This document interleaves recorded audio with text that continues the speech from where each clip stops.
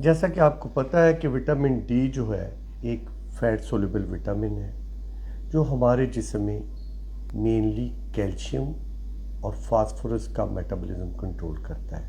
یعنی جو کیلشیم ہم لیتے ہیں اس کو انتڑیوں میں ایبزارپشن میں ہیلپ آؤٹ کرتا ہے.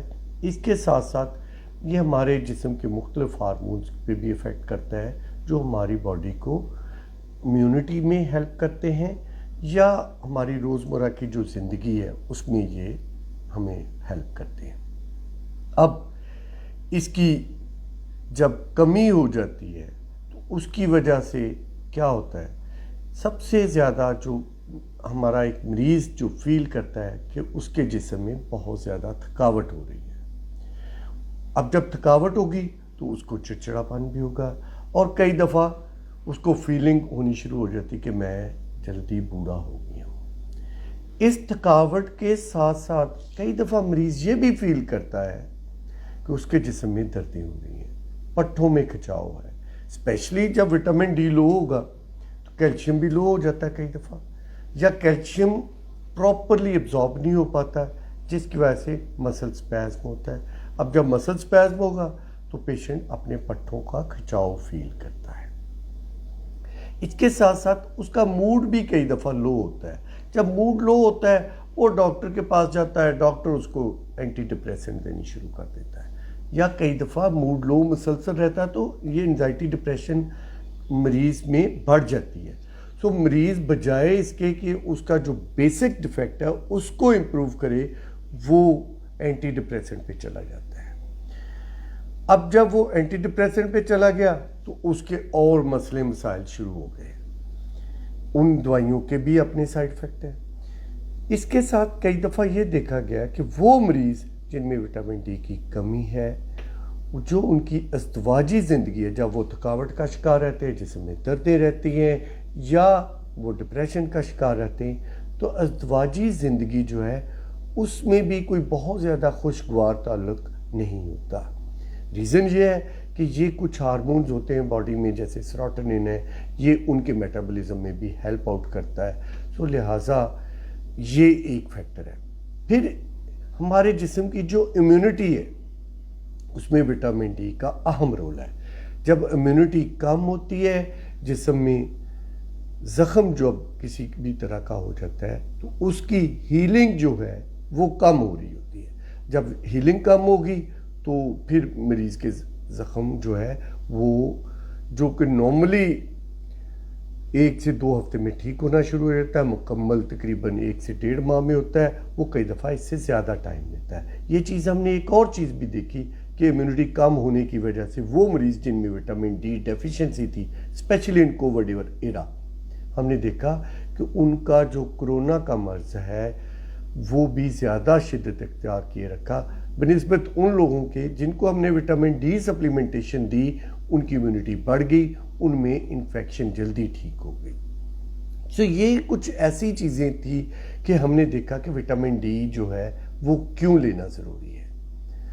اب وٹامن ڈی ہماری کیا ریکوائرمنٹ ہوتی ہے؟ دیکھا یہ گیا ہے کہ وہ لوگ یا بچے جن کی ایج لیس دین 1 ایئر ہے ان میں تقریباً 400 انٹرنیشنل یونٹ ڈیلی ریکوائرمنٹ ہے، یا بڑوں میں around 600 international unit daily requirement ہے. ہمارے پاس جو وٹامن ڈی آتا ہے وہ ایک تو نیچرل سورسز ہے اور دوسرا ہمارا جو کھانا کھاتے ہیں اور تیسرا ہم سپلیمنٹیشن. اب نیچرل سورسز کیا ہے؟ سن لائٹ جو ہے یا سورج کی روشنی جو ہے وہ سب سے بڑا سورس ہے. اب اس میں کمی کیسے ہو سکتی؟ ایسی جگہوں پہ جہاں پہ بہت زیادہ بادل رہتے ہیں، جہاں بارشیں ہوتی ہیں، بادل ہوتے ہیں، سورج کئی دن نہیں نکلتا، اسپیشلی سردیوں میں کئی دفعہ ہم نے دیکھا مہینہ سورج نہیں نکلتا. یا سورج تو نکل رہا ہے، اس کی شعاعیں بھی ڈیلی ہیں. جیسے ہمارے ملک کا موسم ہے، موسم مور اور لیس سال میں تقریباً 11 مہینے ایسا موسم ہوتا ہے جہاں پہ سورج کی روشنی وافر ہوتی، لیکن ہم نے جو کپڑے پہنے ہوئے ہیں، ہمارا جو باڈی کا پارٹ جو ایکسپوزڈ پارٹ ہے، لائک ہمارے ہاتھ، ہمارا فیس، یہ تقریباً ایکسپوزڈ ہے اور ہم سن لائٹ پہ پراپرلی ایکسپوزڈ نہیں ہیں. سو اس وجہ سے کمی ہو جاتی ہے. یا ہم نے پردہ کر رہے ہیں, صرف چہرے کا بھی تقریباً یہ حصہ ہم نے ایکسپوز کیا ہوا, ہاتھوں پہ بھی گلوز ہے, تو باہر جب نکلے تو ہم نے ایکسپوز ہی نہیں کیا. پھر ہماری جو ہیومن عادات ہے جس کی وجہ سے, جیسے آج کل کا موسم ہے, آپ دیکھ رہے ہیں کہ سموک کی باتیں ہو رہی ہیں. تو سموک میں کیا ہے کہ جو اوزون کی لیئر جو ہمارے سے پروٹیکٹیو لیئر ہے 20 سے 30 کلومیٹر ہمارے سے ہوتا ہے, زمین کے اوپر ہوتی ہے, جو ہمیں بہت ساری بیماریوں سے بچاتی, وہ زمین کے گرد آ جاتی. اب اس سموک کی وجہ سے آپ دیکھ رہے ہیں کہ اس وقت گرے بادل یا کلاؤڈز پھیلے ہوئے ہیں اور سمیل بھی. سو وہ بھی ہمیں سن ایکسپوجر سے, ایک تو ہم اس کے ایریٹنٹ ہے اس سے بچ رہے ہیں, اور اس کی وجہ سے وہ جو وٹامن ڈی ہے وہ بھی ایک سورس بن گیا.